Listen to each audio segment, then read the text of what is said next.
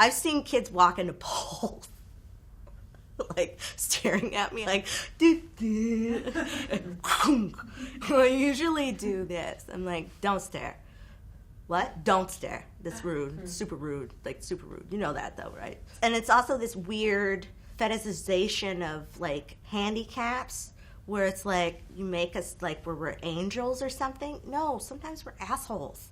People are people, whether I'm 4'2" or 6'9". Society's ideal of a beautiful woman is a thin, tall, blonde, white woman. I always knew it wasn't me. I mean, I didn't feel it at home because my parents are supportive. I just never had anyone slow anything down for me. That's why I think as an adult, I'm a little more frustrated. When I go to do things, other people are like, you can't do that. There's lots of, I don't want to show you. And that's about you, that's not about me. You're okay with seeing me, you know, in the office. You're okay with seeing me doing things. It seems subservient. It's like, well, you can stage manage, but I'm in acting school. Can I act? And they're like, you know. It made me really anxious when I started to realize that it was everywhere.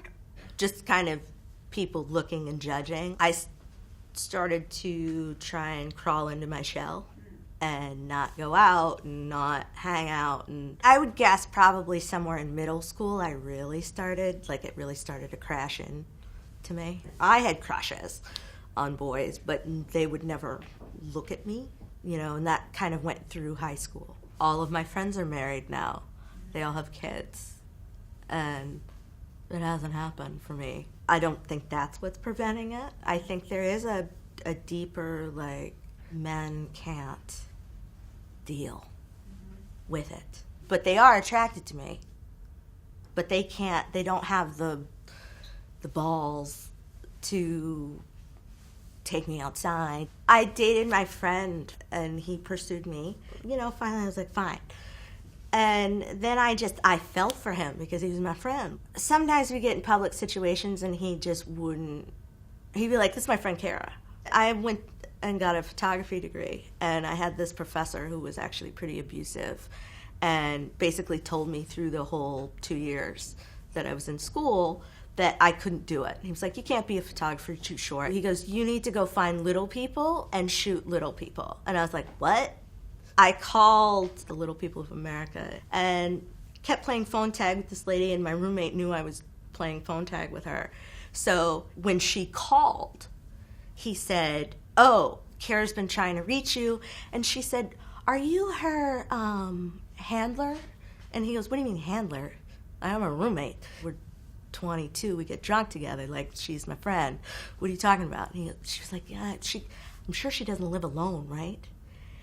She said, well, I have a daughter who has dwarfism. She doesn't go out of the house. We're thinking about homeschooling. I realized at that point what the difference was that my parents didn't treat me any differently, and there were a lot of other parents that did. There is a theory in the little people community, if you only hang out with other little people, it'll be easier. The problem is that when you hide and you only hang out with other little people, it leaves the other little people who are trying to go integrate on their own. We're not a force. I'm pretty comfortable with me. I think more of my problem is other people. I know it sounds conceited, but I know I'm pretty. Like, I don't question that. With this kind of difference, you either hide or you end up with a really heightened sense of wit and comedy. I feel the most free when I'm on stage because I'm in control.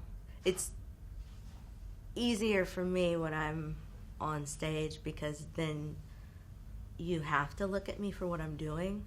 I wouldn't trade being this height for anything. I don't think I'd be this powerful if I was taller.